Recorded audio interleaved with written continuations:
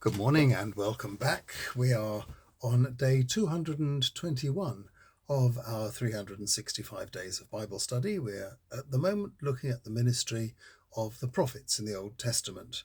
We've looked at Isaiah and Jeremiah, and now we're looking at the minor prophets, the ones towards the end of the Old Testament. And today we're looking at the prophet Joel, chapter 2, verses 28 to 32. I'll turn you around so you can see the text. What will happen afterwards is that I will pour out my spirit on all flesh, and your sons and your daughters will prophesy. Your old people will dream dreams, your young people will see visions, and also on the male and female slaves in those days I will pour out my spirit. Before the great and terrible day of Yahweh, I will warn everyone in advance about it. I will put signs in the sky and on the earth, bloodshed, fire, smoke. The sun will grow dark and the moon red as blood. But those who ask Yahweh for help will be saved. As Yahweh has already said, some will escape from Jerusalem. My chosen ones will survive. The day of judgment, as seen by Joel, will definitely be a disaster for those who have deserted God and no longer seek to do his will. But he did not foresee an unmitigated disaster. In everyone's memory at that time will have been the occasions when Jerusalem just missed being destroyed, back in the time of the Assyrian ascendancy. And they will, of course, remember the actual destruction that took place at the hands of the Babylonians.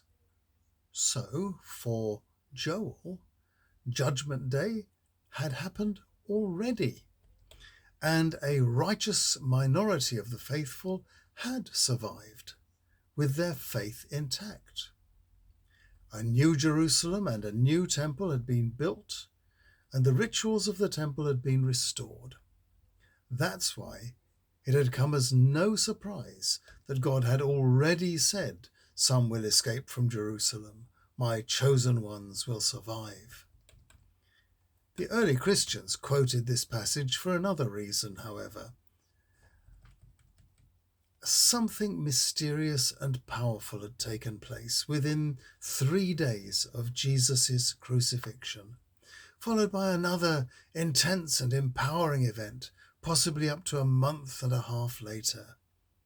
These events, known to us now as the events of Easter and Pentecost, transformed frightened fugitives into apostles of a new covenant. We will look at these events in some detail when we come to study the Gospels and the Acts of the Apostles. The only Bible the earliest Christians had, of course, was the Hebrew Bible, the Old Testament. Luke and the others knew a version of it that had been translated into Greek. And it is this very passage that we are studying today that Luke quotes in Acts chapter 2, verses 17 to 21, in order to make sense of what had happened to the disciples, to turn them into preachers of good news. Christians have used Joel's descriptive powers ever since to describe the events of that day, and whenever a Christian feels God's power to be overwhelming, this is the language to which we turn to describe it. And, of course, whenever we ask God to come close, to perform that passing on of God's power to individuals, we will ask for the Holy Spirit to come, using Joel's words. So it is that clergy are ordained with the words, "Receive the Holy Spirit," and that those making their Christian commitment at confirmation are blessed with the words, "Confirm, O Lord, your servant with your Holy Spirit." And at nearly every communion service, God is asked to send the Holy Spirit, so that we, receiving the bread and wine, may become partakers of Christ's body and blood, that he may live in us and we in him. Well, tomorrow we're going to move on from Joel to the prophet Amos, who asks just how special the Jews actually are, God's chosen people. I'll see you tomorrow.